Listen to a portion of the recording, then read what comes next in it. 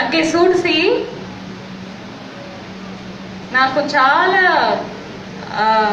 కోపం వచ్చింది. ఎందుకంటే మొత్తం మన డిఎఫ్ఓ సార్ కూడా కోపం, మొత్తం ఏం చేశారు, నరికేశారు. ఒక 100 ఎకరాలు ఒక 10 రోజుల్లో నరికేశారు. కానీ అన్ని చెట్లుని నరికారు, ఒక్క చెట్టుని మాత్రం నరకలేదు. ఏ చెట్టు అది?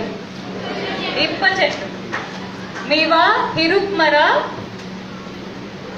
వాటిని వాళ్ళు నరకలేదు.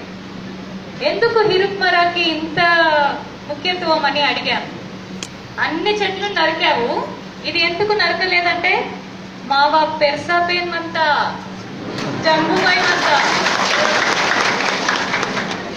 అన్నారు. వాళ్ళకి భయం.